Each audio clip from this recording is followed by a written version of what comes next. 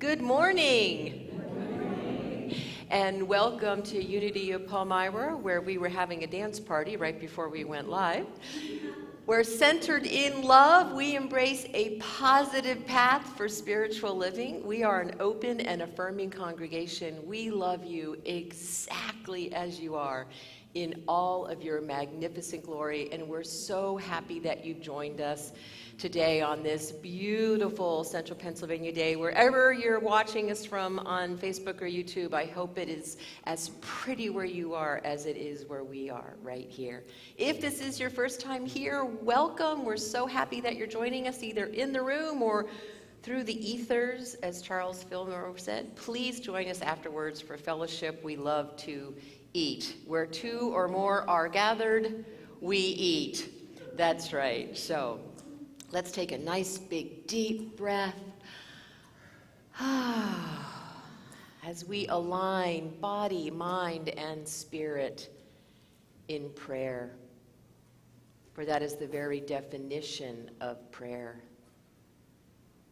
As we honor and integrate all the parts of us that make up that glory, that magnificence in which we were created. And so we take a moment to simply breathe, to ground ourselves, to center ourselves, to be completely here now. We let go of what was and what will be, and we give ourselves the gift of being fully present here.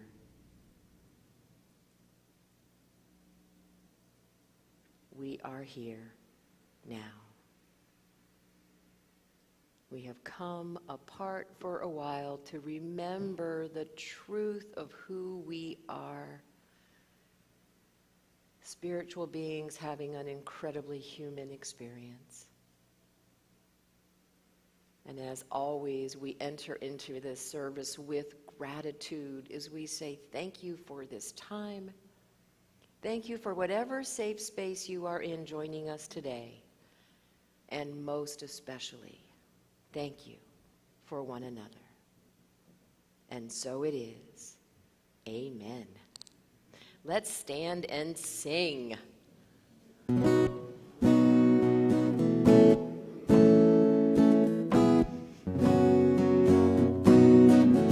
I start my day with love. When I start my day with love, that's what I get more of, is love. I start my day with love. When I start my day with love, that's what I get more of, is love. I choose love, love, love, love, love, love. I choose love, love, love, love, love, love. I start my day with peace. When I start my day with peace, I feel that sweet release of peace. I start my day with peace. When I start my day with peace, I feel that sweet release of peace. I choose peace, peace, peace, peace, peace, peace. I feel it, peace, peace, peace. I choose peace, peace, peace. I start my day with joy. When I start my day with joy, everything I do is infused with joy.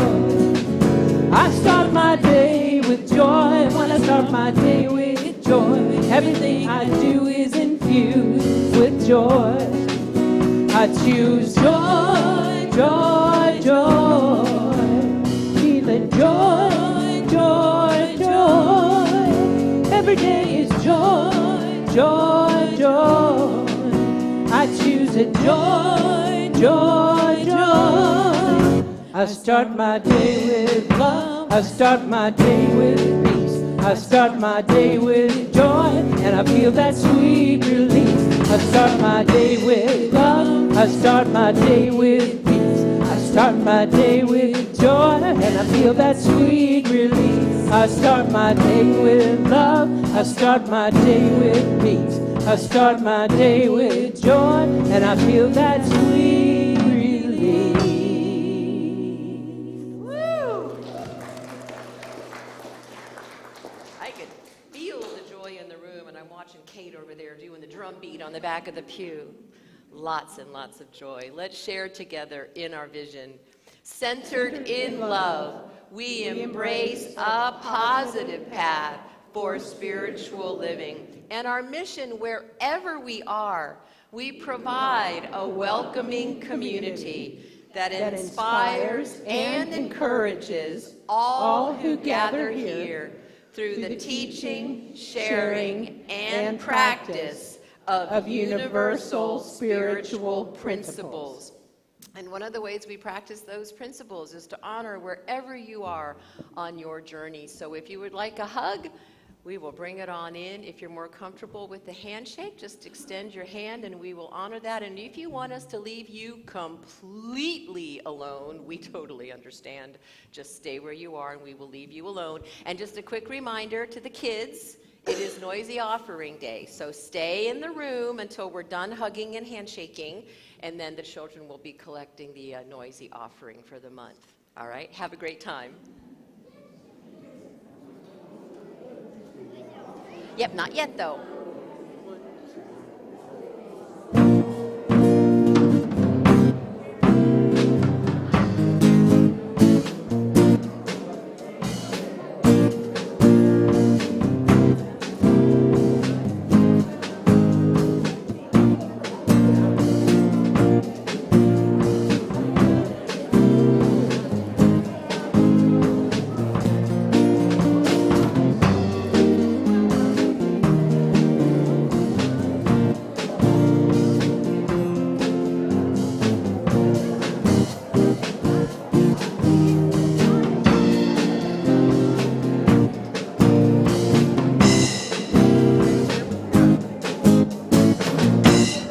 I'm in the right place at the right time.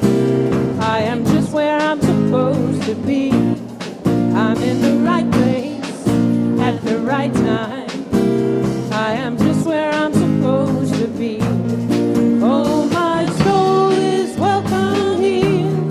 Oh, my soul is welcome here. I am getting the message loud and clear. My soul is welcome here. Here it goes. Sing with us. I'm in the right place at the right time. I am just where I'm supposed to be. I'm in the right place at the right time. I am just where I'm supposed to be. Oh, my soul is welcome here. Oh, my soul is welcome here. I am getting the message loud and clear. My soul is welcome here.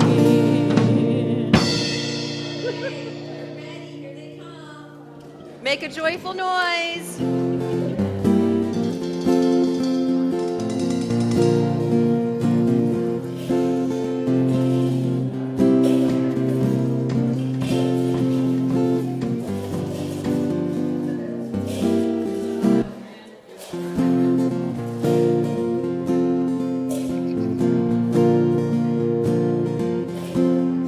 They waited very patiently during hugs and handshakes.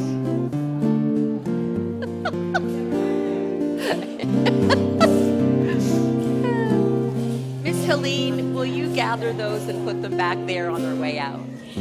The buckets.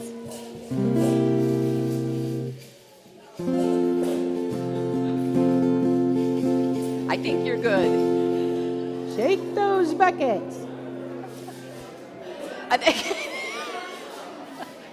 All right. Head on out. There you go. There you go. Oh, Mr. Jerry has some. Okay. So just a reminder that the Noisy Offering goes towards the youth program for any extra supplies they might need. All right, out the door, young lady, birthday girl. Go ahead. We're good. Go on, Jensen. Out there. Go out. Miss Helene will take it. Okay.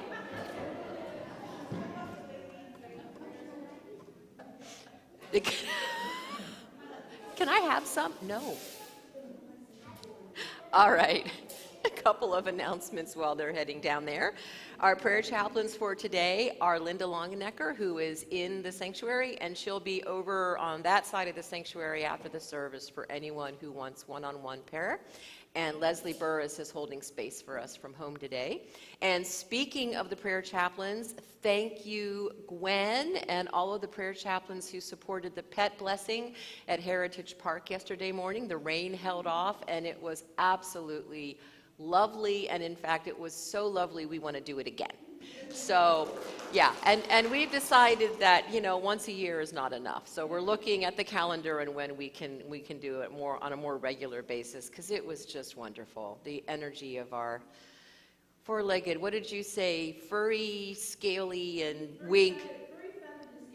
Furry, feathered, and scaly. It was wonderful. And I loved it when you included in the general blessing the animals who don't have homes and sending love to them. That was very sweet. It was wonderful. Thank you, Gwen. Okay, social activism team meeting is today. It's both in person and via Zoom. Our monthly hug meeting is next Sunday during fellowship, and then that'll be followed by the beading workshop being hosted by Holly and Country. Gwen's Do Greater Things class starts August 3rd. The sign up for that is downstairs, and the sign up for the beading workshop is downstairs, and the sign up to volunteer for Source of Light is downstairs, and the sign up to help with Pride on July 30th is downstairs. And there is the last membership class is Ministry Nuts and Bolts on August 7th, but there's no room for that sign up yet. So as soon as we clear off some of the current sign ups, you can sign up for that last membership class. And if you are planning on joining in August, please do make sure that you have filled out the card and that we have checked off all of your requirements. So, and the Source of Light gallery tickets will be on sale today in the Rose Room after the service. So if you want to buy a ticket in advance, we'd really appreciate that. The more we sell in advance, the more we can be prepared for the crowds that will be coming. And our illustrious council president would like to give an announcement about Pride. Thank you for the auspice. The announcement, I think you pretty much made. Did I do it? Okay. I really just wanted to say this is a great opportunity to go out there, be a presence, and the Pride Fest it's a fun time, and we need people to staff tables because we do our kindness rocks, which everybody loves. They look forward to that at our booth, and that's thanks to mainly to Sherry. But we need a lot of people to make this work so that we are out there and visible. So thank you all very much. It's very, very fun. And we've kind of got it down to a system now. We set up our tent, we have our table, we have our banners, we have all our materials. Sherry brings the rocks. Somebody even broached the idea, Gwen, of doing a pet blessing at Pride this year. So how awesome would that be to have some of our prayer chaplains there and bless the pets as they go by. So Pride is so much fun, and we're so happy that it's back. So happy that it's back. So I think that's it for announcements. Cheyenne, would you like to read the daily word?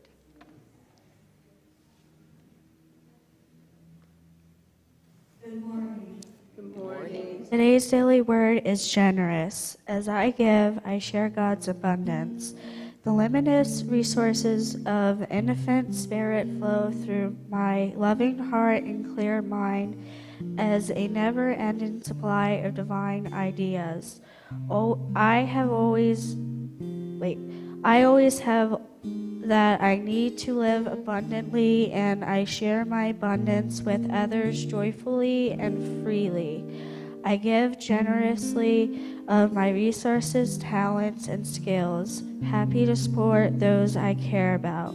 I am generous with praise, great gratitude, and encouragement. I give generously of my time. I am a good friend, a devout family member, and a compassionate listener.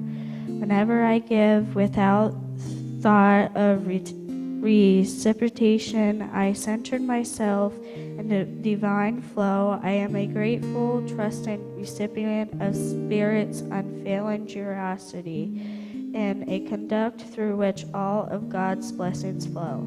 A generous person will be enriched, and one who gives water will get water. Proverbs 11:25. I am home, my family is here. I feel loved by the ones I hold so dear. And when my family needs me, I promise to be there. And when I need my family, I'm lifted up in prayer. So this is the time of our service where we focus our energy on prayer, extending that energy to ourselves, to one another, to the greater community. That healing, loving, generous energy to a world in need. And so we start with ourselves. Right now, we love ourselves into health, into wholeness, into joy. Whatever challenges we may be experiencing right now, we choose to see in this moment as an opportunity for greater demonstration of who we are, of who we truly are.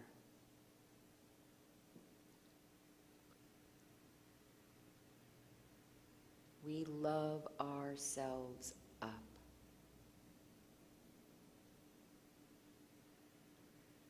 And now we extend that loving, generous, healing energy to those in this community, to those who have chosen to share their journey with us, this increasingly interesting journey that we are all on together, doing our best to show up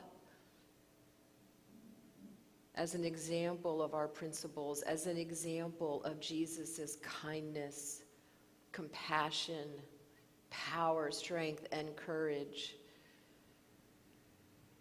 We send that love to this community.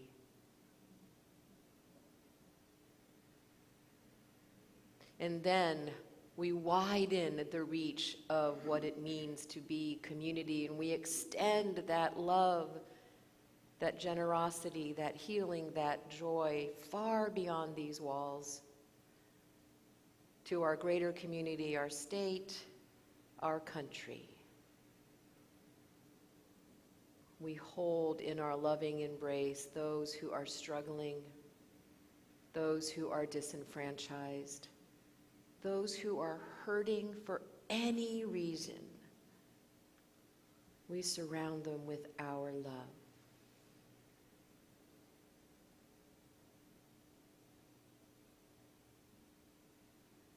And then we widen our embrace even more to the world, to those places and those peoples being torn apart by war or poverty or drought. We send our love, our care, our compassion.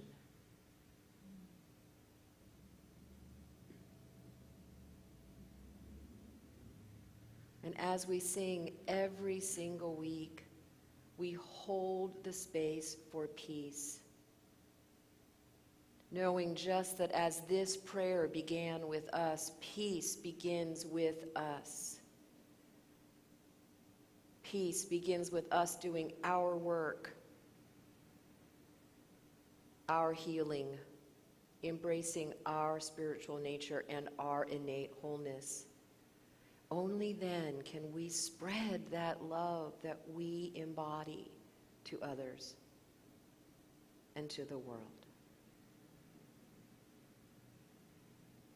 That is the essence of generosity. Being willing to share from what we have. Acknowledging the incredible abundance of the universe.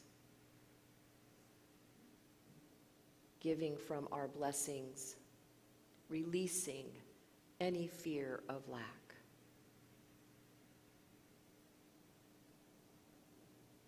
We acknowledge today what a privilege it is to be together in prayer, to share the many blessings of this community with others, to truly embody being a positive path for spiritual and human living. And as always, we embrace this opportunity, acknowledging our oneness as the divine in me sees and honors the divine in you. And so it is. Namaste.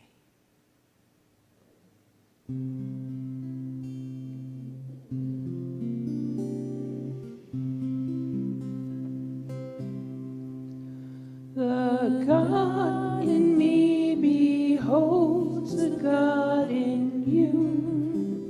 Namaste. The God in me beholds the God in you. Namaste. You are beautiful. You are whole. You are beautiful. You are whole.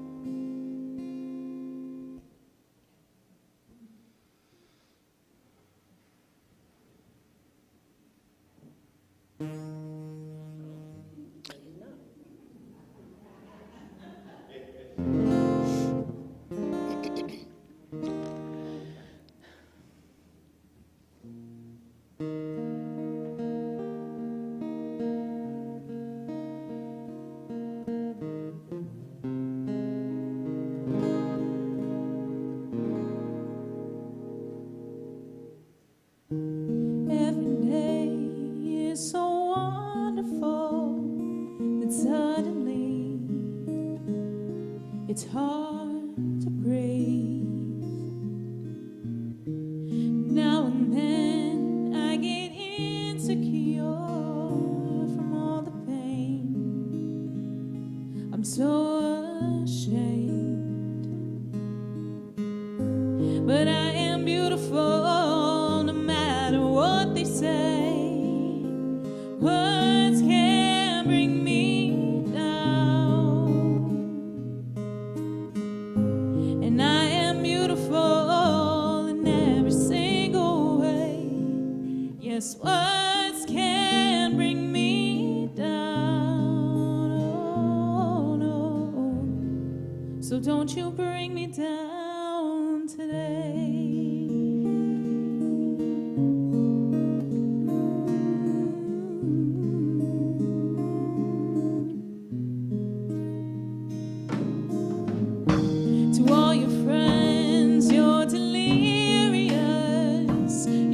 Consumed in all your doom, trying hard to feel the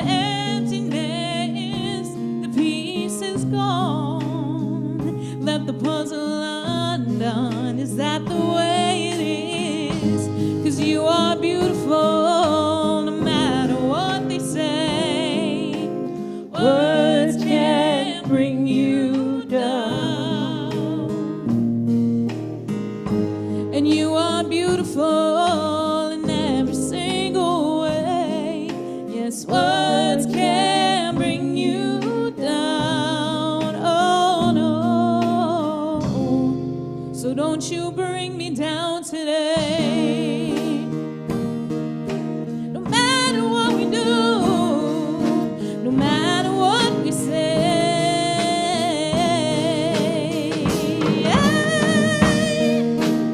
Everywhere we go, and everywhere we go, sun will always shine. sun will Tomorrow we might wake from the other side. 'cause we are beautiful no matter what they say.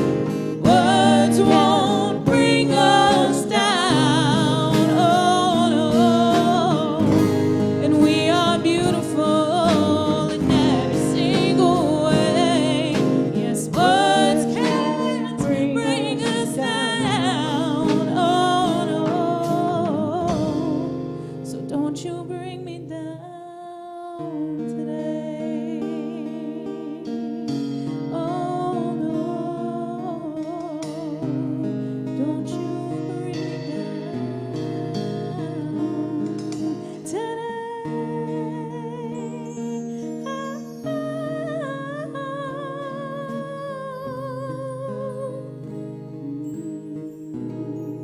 Don't you bring me down today.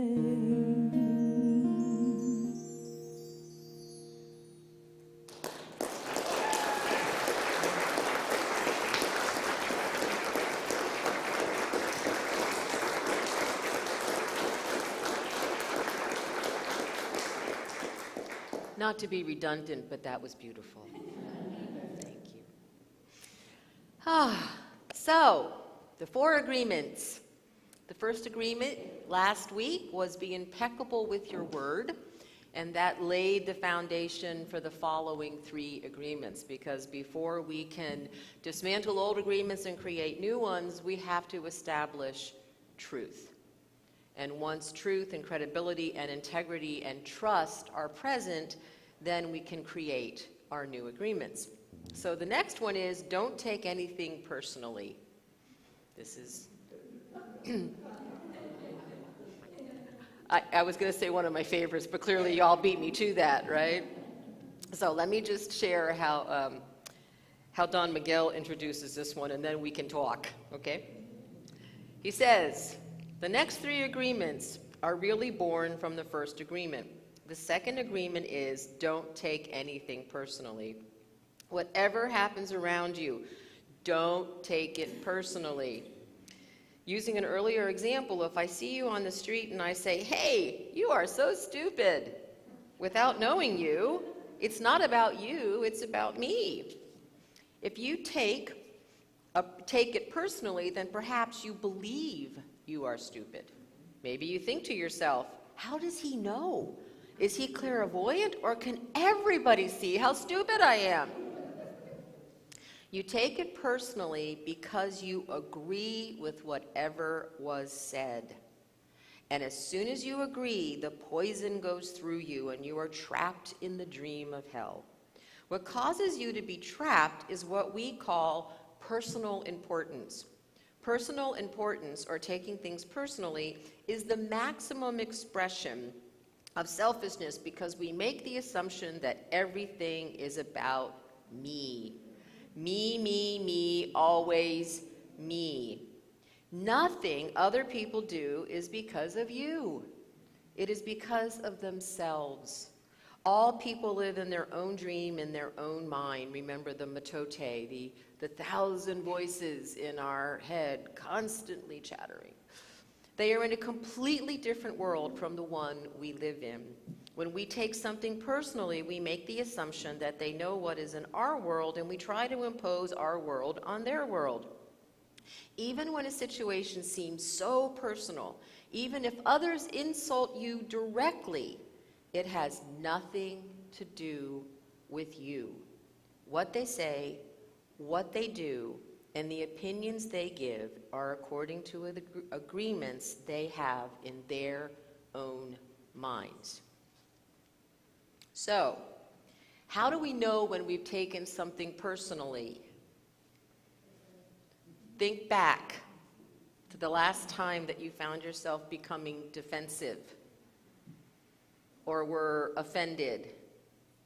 Make it a really good one. Like you were wonderfully offended in this situation, right? Your knickers were really in a twist over something that somebody else said.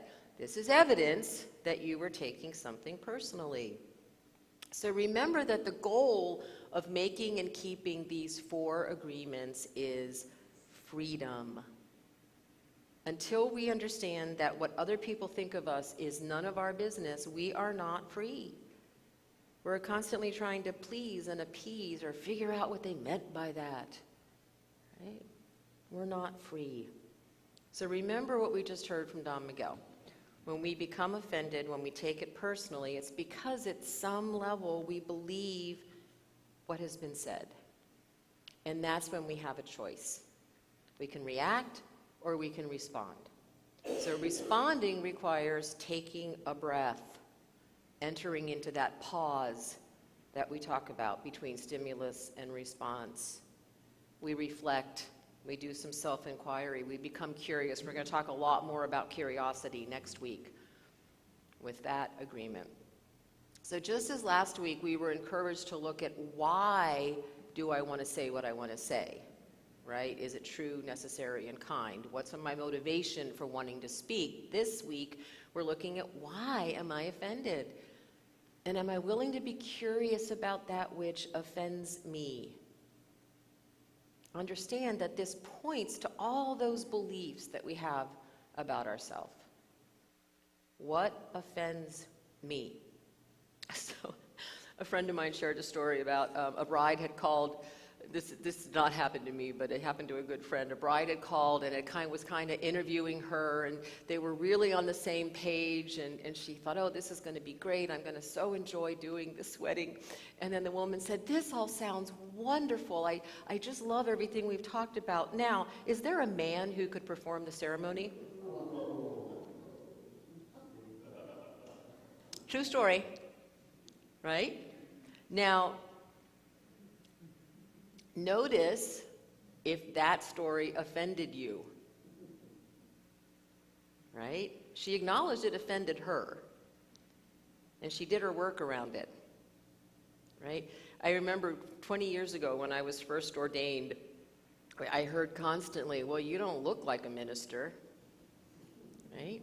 20 years ago, that offended me. I was like, well, what's a minister supposed to look like, right? Clearly not me. Right? Now I laugh. And I laugh now because now I'm just so comfortable with, yep, this is what this minister looks like, right? But that's after years of inquiry over why did that offend me, right? It is a powerful opportunity to become curious, because if I don't believe that something is true about me, I will not be offended. If I'm not attached to it, it can't hurt me. So I'm really grateful to the social action team because they're studying actually another work, this one by Don Miguel Ruiz's son, who is named Don Miguel Ruiz Jr.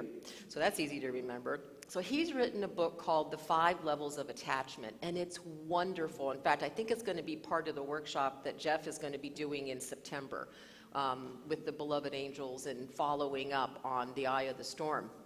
So he talks about how we become attached and identified with a particular belief system.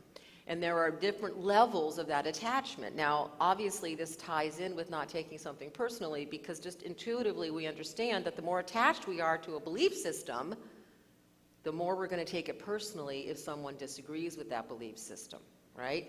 So he says these levels are instruments for becoming aware of how attached you are to your own beliefs and ideas, and at the same time, how open you are to the beliefs of others. And he explains that that's important because our beliefs, as we know, create our reality, right? That's Unity's third principle. Thoughts and feelings held in mind produce after their kind. So the more attached we are to those beliefs, the more uncomfortable we're going to be when we're presented with other beliefs. Or as what we looked at in the spiral dynamics work that we've been doing, we don't realize we have a worldview until we're presented with another one. And all of a sudden we go, oh, wait a minute, not everybody on the planet thinks and feels and sees the way that I do. So he's identified 5 different levels of these attachments. So the first level is our authentic self. So at this level, I'm aware of myself. I'm like a newborn. I can go in any direction. I have my whole life ahead of me. I'm just infinite possibility. I'm going with the flow. I'm open. I'm exquisitely open and receptive. So I may have my own beliefs and ideas, but I am also open and receptive to others. Level 2 is preference. So at this level, I've kind of decided that this is the way I need to go. Like, this is this, right? I'm going to go in this direction. I'm able to, at this point, still detach. Like, I travel in a direction, I reach a goal, and then I'm able to let go of that and perhaps move in a different direction, right? But I'm much more focused on this is the way something should be at this level of attachment. Then level 3 is identity. So now I have really started to identify with this belief or this idea. So I define myself by the sports team that I might support, or the food that I eat, or the books that I read, or the prayers that I give, right? So he says, I see myself not as the experience of life, but as a definition that I've given myself. And the only way to know myself is through this definition. So that level is called identity. Then the 4th level notches it up even more, and this is called internalization. He says, at this level, I'm so attached to the knowledge or the beliefs that I rely on for the rules by which I will live my life. These beliefs basically become a system of reward and punishment. So he says, this is the level where we love conditionally. If you agree with me, if you live up to my expectations, then you're worthy of my love and my relationship with you. If you don't, then you don't. So this is where we have become very attached to these beliefs, so much so that we can begin to distort knowledge, right? We can begin to actually distort data because it has to fit my beliefs. Is any of this sounding a little familiar? And then the 5th level is what he calls fanaticism. And he says at this level, my beliefs have total control over me, and I have no awareness of my authentic self. I only see myself through this identity that I must live up to. And I see everyone else in my life as the identity that I've given them. This is where we have figured out who's the matter with us, right? He said, at this level, people become so zealous that they're violent toward each other and their cultures go to war with one another. And he gave a really interesting example. He says, this blinding of perception is like the story of Don Quixote, a man so attached to his books of chivalry that one day he renames himself Don Quixote de la Mancha. From then on, everything he sees is a distortion. He sees windmills as giants because he believes that if he sees giants, then he's worthy of the name Don Quixote. But if he sees windmills, then he sees the truth, that he is not Don Quixote de la Mancha. When he finally sees that the windmills are really just windmills, he concocts a story about a magician changing the windmills to make him look bad. In other words, he tries to continue the illusion. Psychologists would call this cognitive bias. When we're presented with something that we don't agree with and that doesn't align with what we have internalized, we will make stuff up to make it fit. He finishes this up by saying, when we have a moment of clarity like that, we become aware of what we've created, aware that those ideas exist only because we believe them. When that happens, then we realize we have a choice. We can continue to believe our illusion, as Don Quixote wanted to do, or we can let go and allow ourselves to have the experience of being who we truly are without illusion. He creates a story to allow himself to continue the illusion. And that turns into fanaticism. So, the more attached we are to a knowledge or a belief, the more prone we are to taking any opposing view very personally. This is why it's really hard to have some conversations with Uncle George at Thanksgiving, right? Because we think we're talking about ideas or beliefs, and we may have our own internalized beliefs, folks.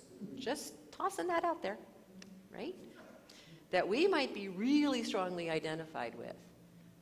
And so when that happens, it's very hard to not be offended until we make that choice to become open, to go back to that level one of being our authentic selves, to being like the newborns. So Christine Kane wrote a blog several years ago that I just absolutely loved, and I want to share it because it's she has come up with some very practical ways to not take things personally, and that's what I want you to have today. Okay, I want you to have very practical ways to not take things personally, because this is about practice, practice, practice. So here's what Christine says.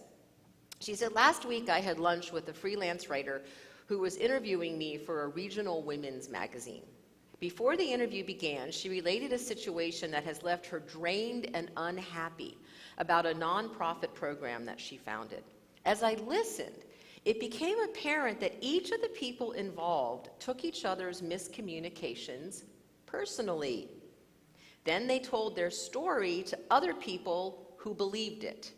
Those people continued the stories by passing them along to create a full-blown drama. Anybody else ever participate in something like that? No, of course not. Well, take notes for your cousin. We've all done this.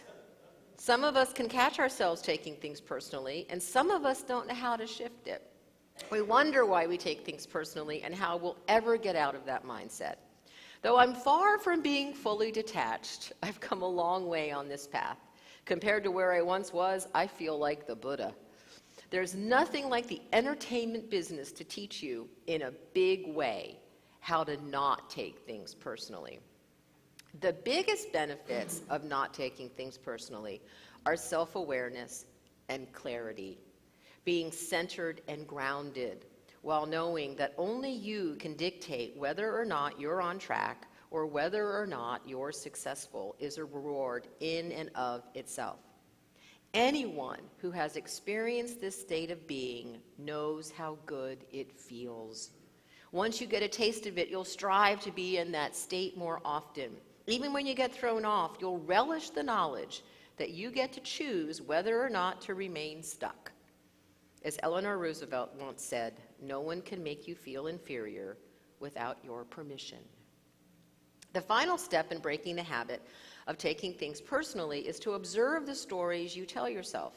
These stories have nothing to do with facts. They're all about your translations. Do you spin a self-righteous tale about how you're doing good things in the world and the evil right-wingers are closed and greedy? Do you have a good victim story about how you're the sensitive one and people are cold and hurtful to poor souls like you? Do you feel rejected by situations that aren't at all about rejection? Begin noticing if there are recurring threads woven throughout your personal stories. Begin asking yourself if there's any truth in them at all, and ask yourself how you'd behave if they simply weren't true. Once you begin to notice the stories you tell yourself, breaking the habit of taking things personally can happen through some simple practices and courageous actions. So we've actually put together a handout for you that you're going to get after the service on your way out, because I didn't want you reading it ahead of time and spoiling the surprise. But here are a couple of them. I'm just going to grab a couple. She calls this one SW, SW, SW, SW. This stands for some will, some won't, so what, someone's waiting. It means that some people are going to love what you do and some won't. It's okay. It's not a reflection of you. Remember that people are busy. Sometimes people really don't have time for you. It's not personal. Reread number 1. Email is instant. Use it accordingly. This one's good. Begin each day with presence and proactiveness. That's why we chose the opening song we chose today. How do you begin your day? This one's funny. Be willing to look like an idiot. Communicate. If something feels strange or out of balance, check in with the other person. Take responsibility. Say, this may sound strange, but check in. And then beware of collusion. Collusion is what we call in the business soldier gathering. It's where you seek out people that agree with you so they will reinforce your beliefs. And her direction for this one is, stop it. Be quiet and listen. Listen. Use unemotional language when you communicate. We would call that using I statements, which we do practice here. And eat enough and sleep enough. Halt. Am I angry, hungry, angry, lonely, or tired? If I wasn't hungry, angry, lonely, or tired, would this even be having an impact on me? Right? Take a deep breath. Have a Snickers bar. And then the last one, and there's more, and they're all on the handout for you. She says, let the deeper goal be what motivates you. Who you become on your journey is far more meaningful than what happens to you. If you can learn how to get beyond taking things personally by witnessing and then choosing a different response, you will eventually become unshakable. You can lose all your money, you can get rotten reviews, you can get fired tomorrow, but you can't lose who you are. You can't lose your essence. When you become someone who is clear and centered, you will have the tools to move through life no matter what happens externally. You can't lose who you are. So the bottom line is, when we're willing to observe, when we're offended, when we're taking something personally, it becomes an incredibly powerful spiritual practice, because it reveals, it exposes those areas in our life or in our being where we feel less than whole, where we believe ourselves to be unworthy or unlovable.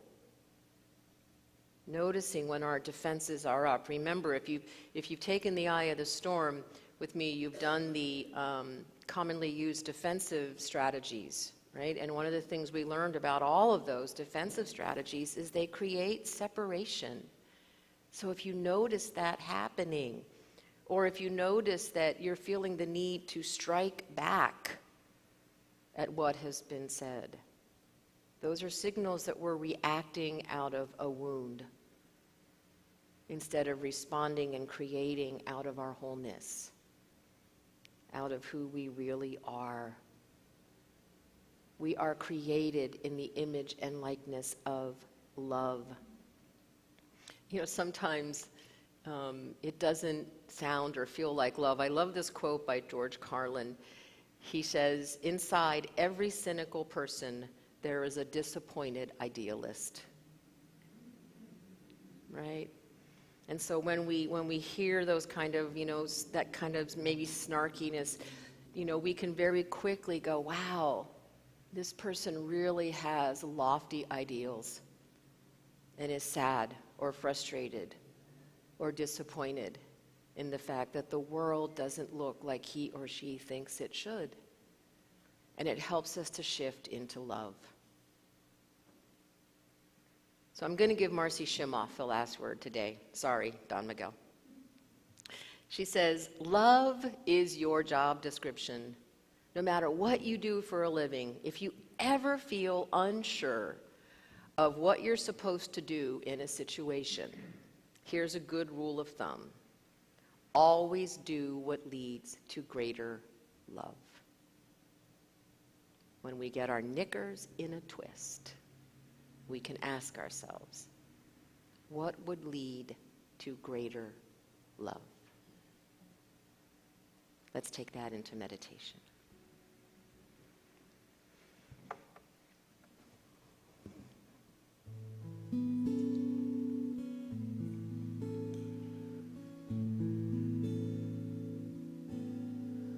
I will be gentle with myself.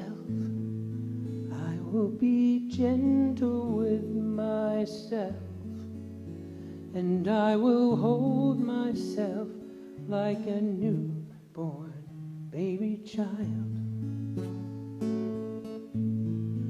I will be gentle with myself.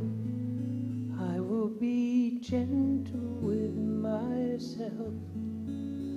And I will hold myself like a newborn baby child. I will be tender with my heart. I will be tender with my heart. And I will hold my heart like a newborn baby child. I will be tender with my heart. I will be tender with my heart. And I will hold my heart like a newborn baby child.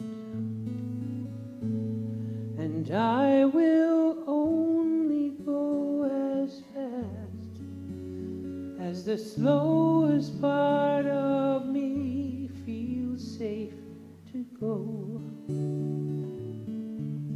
And I will only go as fast as the slowest part of me feels safe to go. And I know I am gentle with myself. I am gentle with myself. And I hold myself like a newborn baby child. I am gentle with myself. I am gentle with myself. And I hold myself like a newborn baby child. And I rock myself like a newborn baby child. And I hold myself like a newborn baby child. And I love myself like a newborn baby child.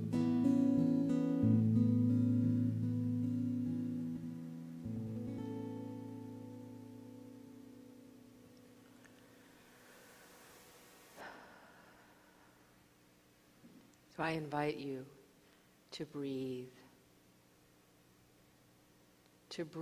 into the beauty and the sweetness of those words. to be exquisitely gentle with yourself as you do this work, as you do the powerful reflection and self-inquiry of examining when we have become offended.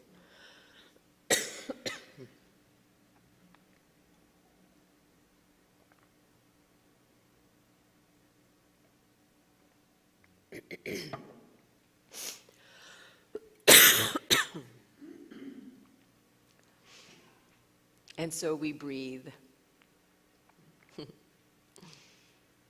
And I invite you on your next breath to breathe into your heart space, gently, with incredible compassion, as we observe what it feels like to take something personally, to feel offended, to feel hurt. Allow yourself to feel that feeling. Just notice it. Notice that it feels personal. This work begins with self-awareness. We first have to notice that we've taken something personally.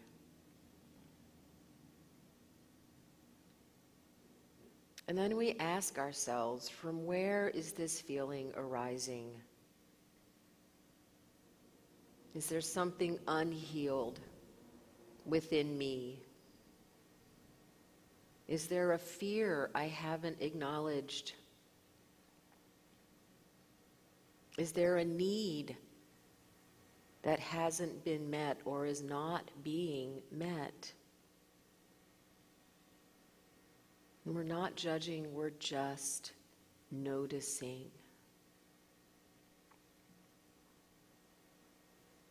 And then we create that space, that pause. We observe how we might want to respond.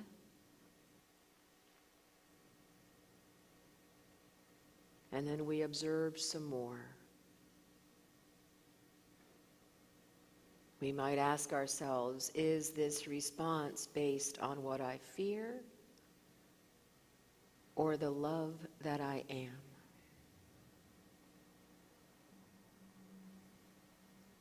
Will this response create separation and division and maybe even animosity? Or will this response open the space for greater understanding, for a real conversation, for greater harmony?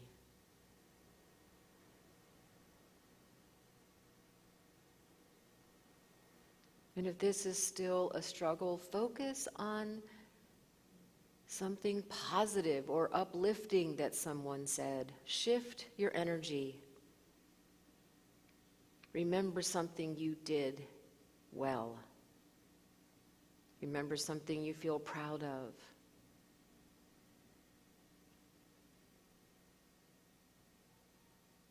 Remember something you were acknowledged for. And notice that in those situations you were showing up in your fullness as the love, wisdom, compassion, courage, and strength that you are.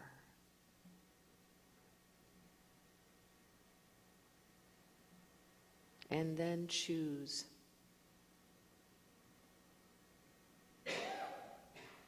Choose to know that it's not about you unless you make it about you.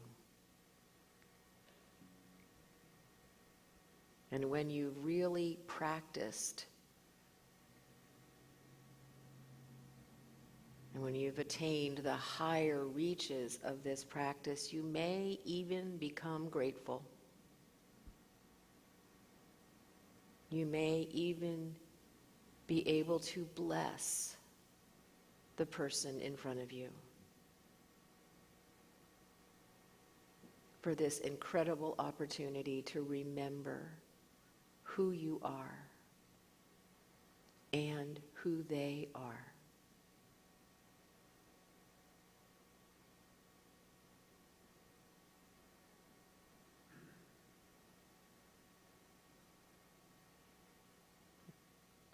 To ask yourself, what would lead to greater love?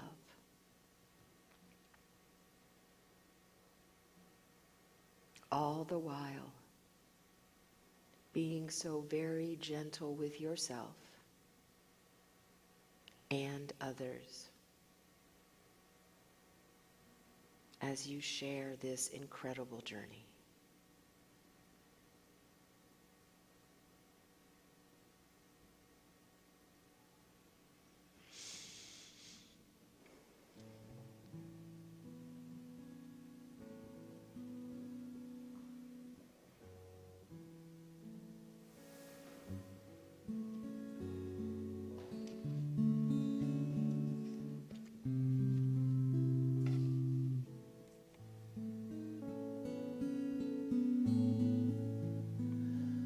I will only go as fast as the slowest part of me feels safe to go.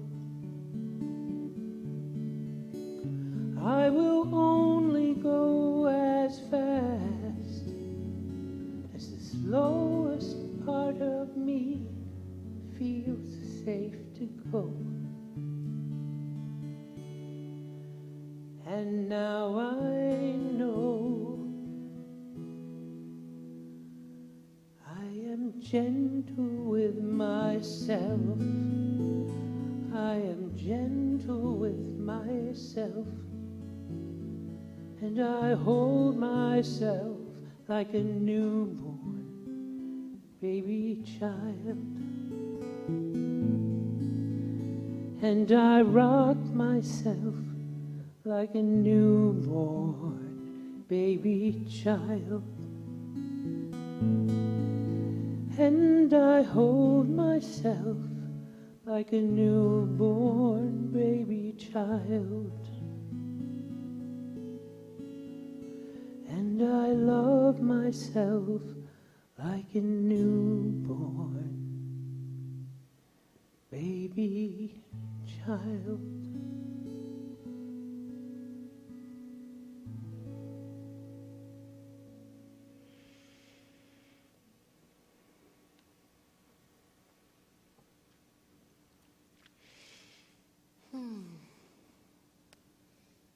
So in alignment with our daily word for today, this is the part of our service where we get to express our incredible gratitude for your generosity in your financial support of this community. We are so very grateful for your understanding of how important that work is, particularly in our world today. So we accept paper of all kinds, and you can also click the donate button on our website. And some of you have signed up to be consistent givers, for which we are very grateful. But whatever form you give in, please know how incredibly grateful we are. Thank you.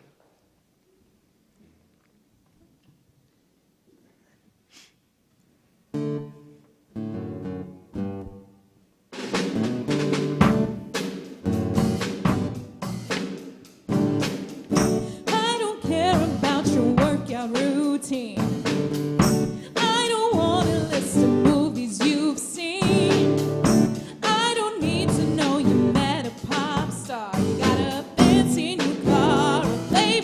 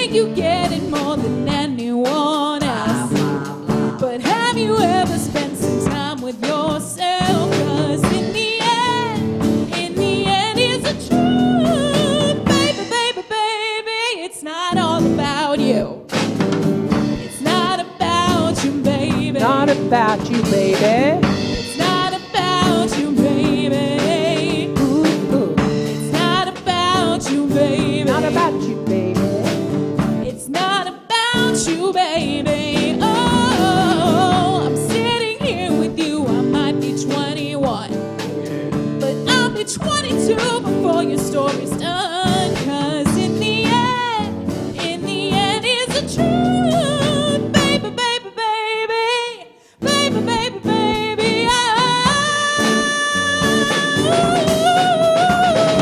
Oh, yeah. 'Cause in the end is the truth. Baby, baby, baby, it's not all about you.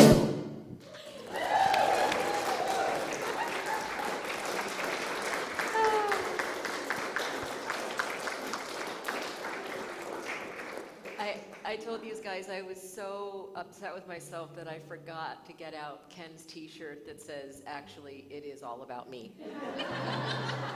He has the shirt, you guys. So, all right, are our kids ready to come in? We're gonna sing them in.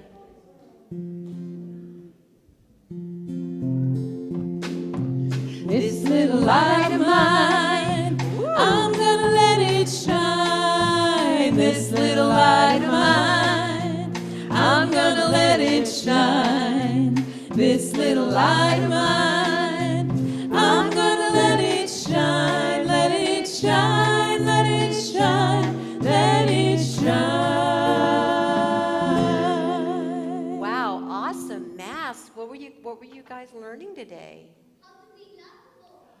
How to be lovable? I think you nailed it. What do you think? They got money. They got money. You got money? You got money? She won't put it in. Oh, she won't put, It won't be nice. oh. Oh, look at all those pennies. But they're 20 cents. 20 cents. Wow. You can like pay your way from now on, Cass. There you go. All right. What did you guys talk about today? They're not prepared. Okay.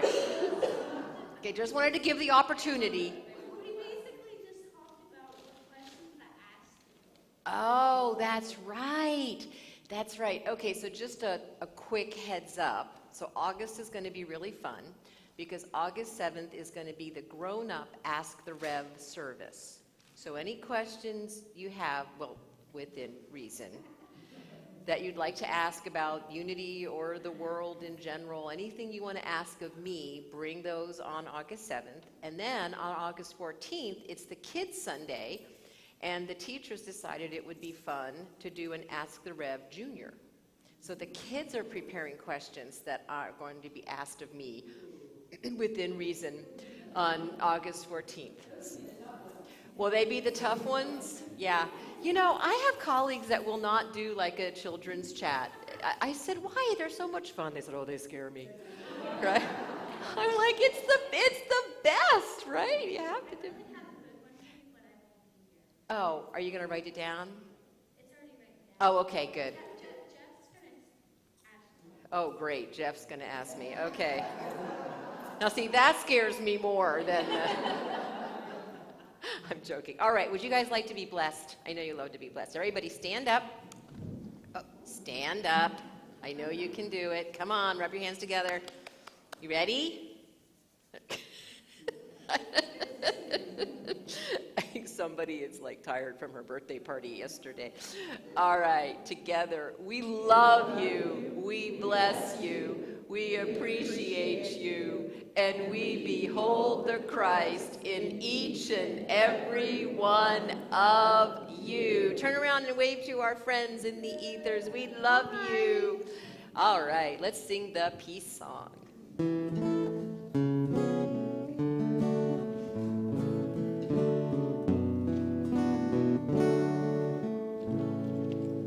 Let there be peace on earth, and let it begin with me.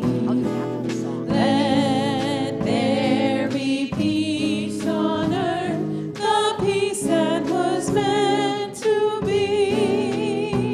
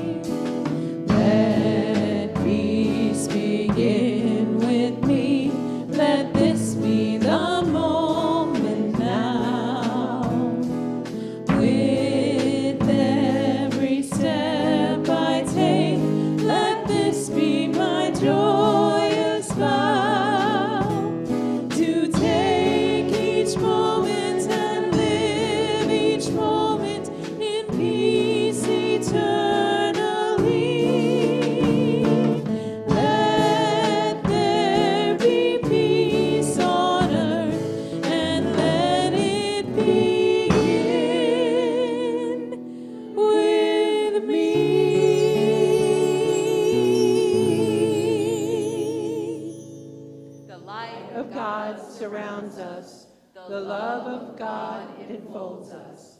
The power of God protects us. The presence of God watches over us. Wherever we are, God is. And wherever God is, all is well. Go forth and have a wonderful week. Be curious about that which offends you. Join us for fellowship. We love you. Have a wonderful week. Bye-bye, Facebook and YouTube friends. We love you. Oh, I got pennies. Oh, pennies.